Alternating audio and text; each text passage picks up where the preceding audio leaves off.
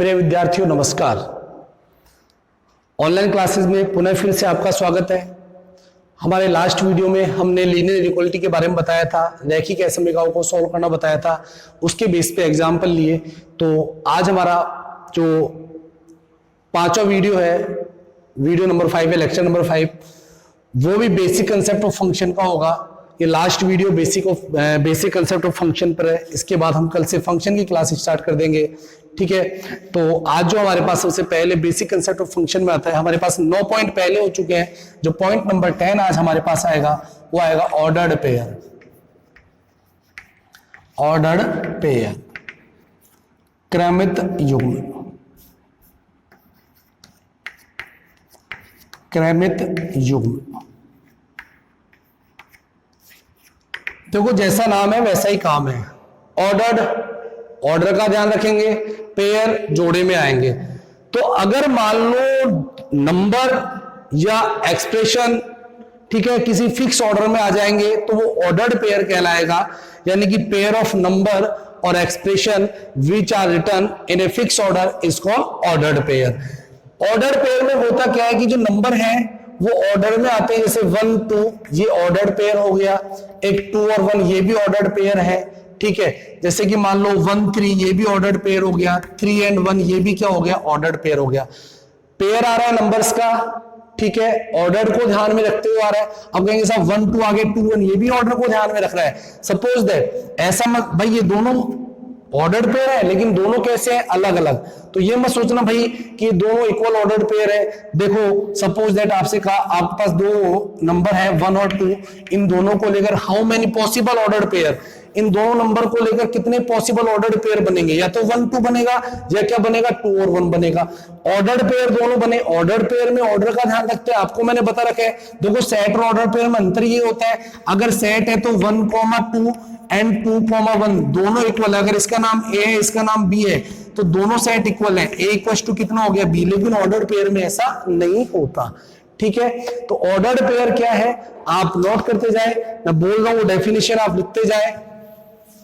Ordered pair है pair of number और expression which are written in a fix order is called ordered pair, ठीक है। तो ये हमारे एक एग्जांपल हो गया ऑर्डर्ड पेयर का। और विशेष बात क्या है कि ये 1 और 2 दो एलिमेंट्स थे, इनको लेकर ये दोनों ऑर्डर्ड पेयर बने और दोनों इक्वल नहीं है, ठीक है। नेक्स्ट हमारे पास आता है ऑर्डर्ड पेयर के बाद वो आता है हमारे पास कार्टेशियन प्रोडक्ट। नेक्स्ट जो टॉपिक है हमारा ऑर्डर्ड पेयर के बाद वो है कार्टेशियन प्रोडक्ट। कार्टेशियन प्रोडक्ट के बारे में बात कर रहा हूं।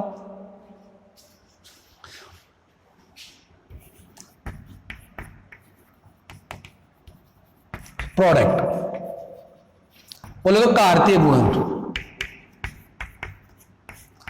देखो एक कार्टेशियन प्रोडक्ट क्या होता है, कार्तीय गुणन क्या होता है, इसके बारे में हम बात करें तो ये जो कार्टेशियन प्रोडक्ट है ना, जो कार्तीय गुणन है, ये सेट ऑफ ऑर्डर्ड पेयर होता है। ऑर्डर्ड पेयर का जो सेट है वो कार्टेशियन प्रोडक्ट कहलाता है। सीधी सी बात है कि set of ordered pair is called Cartesian product. Suppose that हमारे पास एक ऑर्डर है, एक सेट है ए और एक सेट है हमारे पास बी।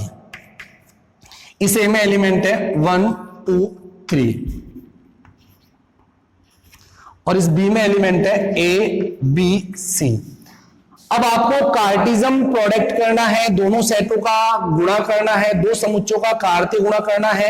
कैसे करेंगे, ए क्रॉस बी से डिनोट करते हैं और ए क्रॉस बी निकालते कैसे हैं।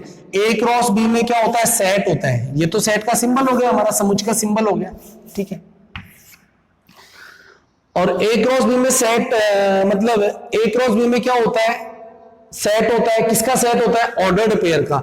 इस 1 को लेकर, किसको लेकर, ए क्रॉस बी का मतलब ध्यान से सुनना, ए क्रॉस बी का मतलब जो पहला एलिमेंट होगा वो ए से होगा और जो दूसरा एलिमेंट होगा ऑर्डर्ड पेयर का वो किससे होगा, बी से।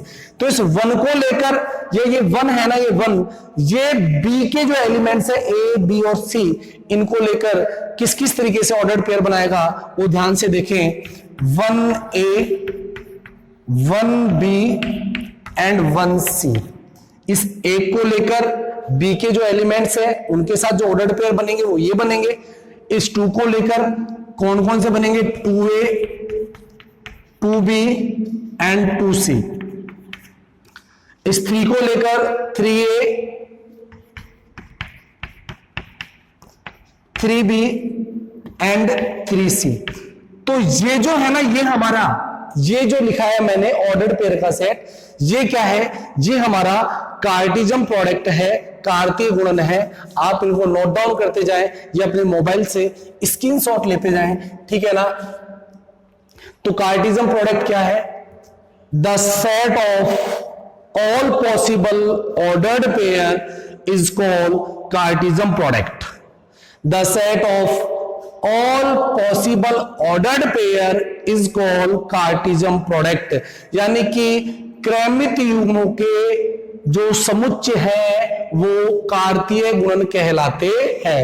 अब ध्यान से सुने, इस कार्तीय गुणन के बारे में बात कर रहा हूं मैं। एक और एग्जांपल दे रहा हूं कार्तीय गुणन का। सपोज दैट मेरे पास मान लो एक सेट ए है, इसमें 1 और 2 एंट्रीज, इसकी 1 और 2 एलिमेंट्स में, और ये बी सेट है, इसकी एंट्रीज मान लो मेरे पास कितना है, ए एंड बी। तो इसका जो कार्टेशियन प्रोडक्ट होगा, कार्तीय गुणन होगा, वो ए क्रॉस बी होगा। और ए क्रॉस बी क्या क्या होगा, ए क्रॉस बी में जो आएंगे वो आएंगे 1A 1B, ठीक है, फिर 2A एंड कितना आया 2B।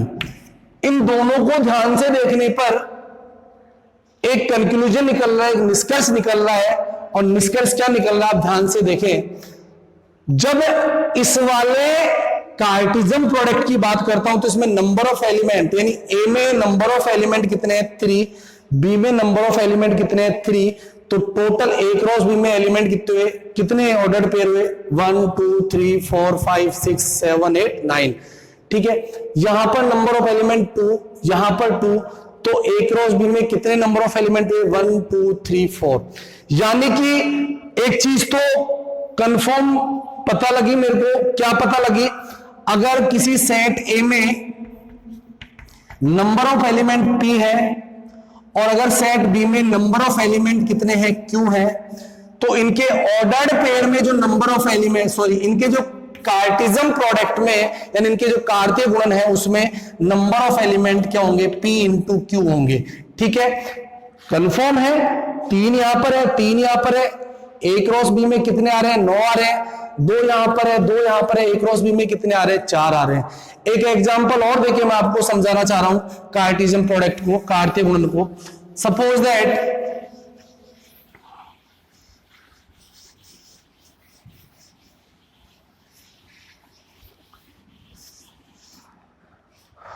मान लो हमारे पास एक सेट है ये, ठीक है, और इसकी जो एंट्रीज है वो है 1 2 3, और सेट बी की जो एंट्रीज है वो हमारे पास है ए एंड बी।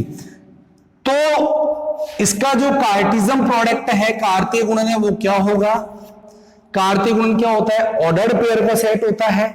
इस 1 को लेकर ऑर्डर्ड पेयर कितने बनेंगे 1A एंड 1B, 2 को लेकर 2A एंड 2B, इस 3 को लेकर 3A एंड 3B। तो कितने ऑर्डर्ड पेयर बने, यानी कार्टेशियन प्रोडक्ट में 1 2 3 4 5 6, तो यहां पर नंबर ऑफ एलिमेंट 3, यहां पर नंबर ऑफ एलिमेंट 2। तो अगर number of element in A equals to P and number of element in B equals to Q, then number of element in A cross B equals to P into में Q। अगर समुच्चय A में अवयवों की संख्या P है, समुच्चय B में अवयवों की संख्या Q है, तो A क्रॉस B में जो अवयवों की संख्या होगी वो कितनी होगी, P इंटू में Q या PQ होगी, ठीक है। ये बहुत इंपॉर्टेंट रिजल्ट है, ये भी बहुत महत्वपूर्ण रिजल्ट है, आप एक बार इसको नोट कर लें। अच्छा, मान लो ये मैंने ए क्रॉस बी की बात कर ली, ठीक है। अगर मान लो मैं बी क्रॉस ए की बात करूं, किसकी बात करूं, बी क्रॉस ए की, तो एक बात ध्यान से सुने, बी क्रॉस ए की बात करूंगा तो इस बात का विशेष ध्यान दे, जब ए क्रॉस बी की बात करो तो जो फर्स्ट एलिमेंट आ रहा है ऑर्डर्ड पेयर का वो किससे आ रहा है, ए से, और सेकंड कहां से आ रहा है, बी से। तो बी क्रॉस ए की बात करूंगा तो फर्स्ट एलिमेंट होगा वो किससे होगा, बी से होगा, और सेकंड एलिमेंट किससे होगा बताओ, ए से होगा। इन बात का विशेष ध्यान रखें। तो ये हमारा हो गया कार्टेशियन प्रोडक्ट, कार्तीय गुणन। कार्तीय गुणन क्या होता है, क्रमित युग्मों का जो समुच्चय होता है वो क्या कहलाता है, कार्तीय गुणन कहलाता है। और ए क्रॉस बी के बारे में यदि मैं बात करूं तो इस ए क्रॉस बी के बारे में जब मैं बात करूंगा तो फर्स्ट जो एलिमेंट होगा वो ए से होगा, और सेकंड एलिमेंट है जो ऑर्डर्ड पेयर का वो किससे होगा, बी से होगा। प्रत्येक ऑर्डर्ड पेयर में ऐसा ही होगा। ठीक है, तो ये हमारा आ गया कार्टेशियन प्रोडक्ट, कार्तीय गुणन।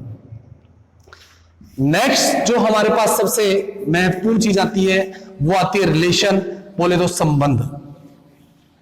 संबंध क्यों इंपॉर्टेंट है, जब मैं फंक्शन पढ़ूंगा या पढ़ाऊंगा तो फंक्शन के बारे में बात करूंगा तो क्या होता है, समुच्चय ए से बी में परिभाषित एक संबंध फलन कहलाता है। तो फंक्शन की डेफिनेशन की जब मैं बात करूंगा तो फंक्शन की डेफिनेशन में सबसे इंपॉर्टेंट जो काम आएगा वो रिलेशन आएगा, संबंध आएगा। तो आज हम बात करेंगे रिलेशन के बारे में, संबंध होता क्या है इसके बारे में बात कर रहे हैं। ठीक है, देखो संबंध के बारे में बात करो तो क्या होता है, देखो सीधा सीधा अगर संबंध बताओ तो क्या होता है कि जो आपने अभी कार्टेशियन प्रोडक्ट पढ़ा था, कार्तीय गुणन पढ़ा था, उसका जो सबसेट होता है ना वो रिलेशन कहलाता है। कैसे कहलाता है रिलेशन, ध्यान से सुने, पॉइंट नंबर 12 आर रिलेशन, संबंध।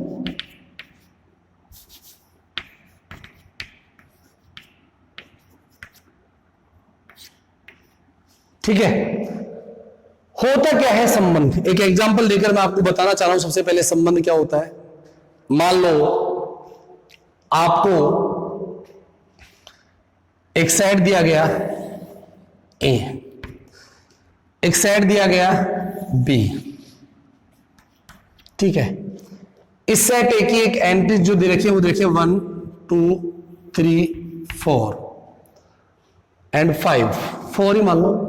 और इस सेट बी की जो एंट्रीज दे रखी है वो दे रखी है 2 3 4 6 7 8 9। अब मान लो दो सेट दिए, ये सेट ए है, ये सेट बी है। आपको एक संबंध परिभाषित किया गया है, संबंध दिया गया है, संबंध डेफिनेट है, और जो डेफिनेट संबंध है वो क्या है, ध्यान से सुने। आपसे कहा गया है कि इस संबंध में एक एलिमेंट है ए, ये किससे बिलोंग करेगा, ए से। इस ए का मतलब समझे, ए का मतलब 1, ए का मतलब 2, ए का मतलब 3, ए का मतलब 4, एंड बी बिलोंग्स टू कितना कहा, बी। ए जो आएगा वो ए से बिलोंग करेगा और बी किससे बिलोंग करेगा, बी से बिलोंग करेगा। ठीक है, ये पूरी आपको कहानी दी गई है। और ये सब कुछ देने के बाद आपको एक संबंध दिया गया है A related to B, A का बी से संबंध है, if B equals to twice of A. ये एक रिलेशन आपको डेफिनेट है, ये रिलेशन परिभाषित है, एक संबंध परिभाषित है। तो आप यहां पर कैसे निकालोगे संबंध, ध्यान से सुने। मैंने आपको बताया था संबंध होता क्या है, सीधी सी बात है, सामान्य बात करूं, सीधा सा फंडा है संबंध का कि जो कार्टेशियन प्रोडक्ट है, कार्टेशियन प्रोडक्ट है ए क्रॉस बी, उसका सबसेट क्या कहलाता है, रिलेशन कहलाता है। ठीक है, तो रिलेशन है ना, रिलेशन वो किस में लाई करता है, ए क्रॉस बी में, यानी कार्टेशियन प्रोडक्ट में। ठीक है, अब मेरी बात ध्यान से सुने। आपको एक संबंध दिया गया b इक्वल टू 2a, तो आप इसको कैसे लिखोगे, यानी कि b क्या है, ट्वाइस ऑफ a है, b क्या है, ट्वाइस ऑफ a। तो आपको पता है a कहां से आएगा, इस a में से आएगा, b कहां से आना चाहिए, यहां से आना चाहिए। तो मान लो मैं एक रिलेशन लिखता हूं यहां पे, तो रिलेशन कैसे लिखूंगा, इधर देखिए भाई ध्यान से। अगर a की वैल्यू 1 ली, a की वैल्यू 1 ली तो b की वैल्यू कितनी आएगी, b equal to twice of a, यानी a 1 है तो b कितना है, 2 है। अगर a 2 लिया तो b कितना आ गया, 4 आ गया। अगर a 3 लिया तो b कितना आ गया, जहां 5 और लिख देता हूं। अगर a 3 लिया तो b कितना आ गया, 6 आ गया। और यदि ए को 4 लिया तो बी कितना आ गया, 8 आ गया। और ए अगर मैंने 5 लिया तो बी 10 आएगा, लेकिन यहां पर 10 है ही नहीं, तो ये वाला जो संबंध है ये परिभाषित नहीं होगा 5 के साथ वाला। तो एक संबंध ये बन गया संबंध। अगर ए का संबंध बी से है तो B equal to twice of A में ये वाला रिलेशन बनेगा। अब आपको पता है, ध्यान से सुने, मैंने क्या कहा था कि जो संबंध होता है, संबंध वो उपसमुच्चय होता है, यानी सबसेट होता है किसका, ए क्रॉस बी का। अगर मैं यहां पर ए क्रॉस बी की बात करूं, अगर मैं यहां पर किसकी बात करूं, ए क्रॉस बी की, तो ए क्रॉस बी कैसे बनेगा, आप ए क्रॉस बी आराम से बना के देखें। जो ए क्रॉस बी बनेगा वो बनेगा 1 2 1 3 1 4 1 6 1 7 1 8 1 9, इस प्रकार से बनेगा नहीं बनेगा? ठीक है, तो ए क्रॉस बी में ऐसे बनेंगे 1 2, फिर 1 3, फिर क्या बनेगा 1 4, फिर क्या बनेगा 1 6, फिर क्या बनेगा 1 7, फिर क्या बनेगा 1 8, और फिर क्या बनेगा 1 9। सिमिलरली 2 2 2 3 2 4 2 5 2 6 2 7, ऐसे बहुत सारे ऑर्डर्ड पेयर आएंगे ए क्रॉस बी में। तो ये कंफर्म है कि जो हमारे पास ये 1 2 आया, 2 4 आया, 3 6 आया, 4 8 आया, ये किस में से होगा, ए क्रॉस बी में से होगा। ठीक है, मान लो मैं यहां पर एक और रिलेशन लिख रहा हूं, क्या लिख रहा हूं कि b equal to a plus 1। तो यहां पर रिलेशन क्या बनेगा, a की वैल्यू 1 रखूंगा तो b की वैल्यू 2 आएगी, a की वैल्यू 2 रखूंगा तो b की वैल्यू 3 आएगी, 3 रखूंगा तो 4 आएगी, एंड 4 रखूंगा तो 5 आएगी, लेकिन यहां पर 5 नहीं है तो इसको नहीं लिखूंगा। 5 रखूंगा तो 6 आएगी, तो ये कितना हो गया 5 एंड 6। तो ये रिलेशन हो गया, क्या हो गया, ये रिलेशन हो गया, संबंध हो गया। और आपको आगे संबंध के बारे में बता रहा हूं, और एग्जांपल ले रहा हूं यहां पर। सपोज दैट, मान लो हमने एक एग्जांपल लिया b equal to a plus 9। ठीक है, तो a की वैल्यू 1 रखी तो b की वैल्यू कितनी आई, 10 आई। क्या ये रिलेशन डेफिनेट होगा, क्या ये संबंध परिभाषित होगा, क्या नहीं होगा? हो या नहीं हो ये कोई जरूरी नहीं है, बहुत सारे संबंध ऐसे हैं जो होंगे तो सही, लेकिन आप निकाल नहीं पाओगे। कहने का मतलब ये हुआ कि b equal to a plus 9, A से b में आपको कोई संबंध दिखाई दे नहीं रहा तो आप इसको यहां पर लिखोगे ही नहीं। ठीक है, तो मेरे कहने का मतलब क्या है, यहां से एक निष्कर्ष निकल के आ रहा है, और वो क्या निकल के आ रहा है कि सर आप ये बताओ ए से बी में परिभाषित कुल कितने संबंध होंगे। जैसे यहां पर 1 2 3 4 संबंध निकले, यहां पर 1 2 3 4, यहां पर कोई संबंध ही नहीं निकला, यहां पर कोई संबंध नहीं निकला, जीरो रिलेशन निकला ए से बी में। समझ आ रहा है नहीं आ रहा? तो अक्सर ए में अगर मान लो एलिमेंट्स दे दे, बी में एलिमेंट्स दे दे, तो ए से बी में कुल नंबर ऑफ रिलेशन कितने होंगे। आज मैं इस थ्योरम को प्रूव करके बताता हूं कि ए से बी में, जैसे यहां पर 1 2 3 4 संबंध निकल गए, यहां पर 1 2 3 4 निकल गए। जैसे b इक्वल टू दे दिया 3a प्लस 1, तो यहां पर भी कुछ ना कुछ संबंध निकलेगा। कैसे निकलेगा, ए देखो भाई, a की वैल्यू 1 आ गई तो b की वैल्यू कितनी आ गई 4, 1,4 है क्या इसमें, बिल्कुल है। 2 आ गई तो 3 और कितना हो गया 7, बिल्कुल है। 2 पर कितना हुआ 7, 3 3 9 और 10 नहीं निकलेंगे, यानी यहां पर कितने निकले, 2 निकले। तो यहां से ए से बी में परिभाषित 1 2 3 4, इसमें कितने 1 2 3 4, इसमें कितने आ गए 2 आ गए। तो सीधी सी कहानी क्या है, समझाऊंगा मैं इसको, एक बार आप इसको नोट कर ले। ठीक है, ये स्क्रीनशॉट ले ले। देखो भाई ध्यान से सुने, मैं क्या कहना चाह रहा हूं। मेरा कहने का मतलब यह है कि अगर मान लो सेट ए में नंबर ऑफ एलिमेंट कितने हैं p, सेट बी में नंबर ऑफ एलिमेंट कितने हैं q, तो आपको पता है number of element in A cross B में नंबर ऑफ एलिमेंट होते हैं p इंटू में q। अब जो रिलेशन होता है ना, रिलेशन वो p इंटू q में से मिलता है। सपोज दैट, एक छोटा सा एग्जांपल लेके मैं आपको बता रहा हूं कि रिलेशन p और q में से कैसे मिलता है। जैसे मान लो यहां दे दिया 1 2 3 और यहां पर दे दिया 1 4। ठीक है, अब मेरी बात सुने ध्यान से, एक A belongs to A and B belongs to B, और रिलेशन क्या दिया, A related to B if B equals to A plus 1। ठीक है, तो आप संबंध कैसे लिखोगे, यहां पे आप संबंध लिखोगे, संबंध कहां से आएगा, A क्रॉस B में से आएगा। आपको ये तो पता है ना A क्रॉस B क्या होगा, जो A क्रॉस B होगा वो आपके पास होगा 1 1 फिर 1 4, हुआ नहीं हुआ, फिर क्या हुआ 2 1 एंड 2 4, फिर कितना होगा 3 1 एंड 3 4। ये आपका A क्रॉस B हो गया। ठीक है, अब मेरी बात ध्यान से सुने, जो संबंध है, रिलेशन है, वो क्या होता है, सबसेट होता है किसका, A क्रॉस B का। ठीक है, R subset A cross B।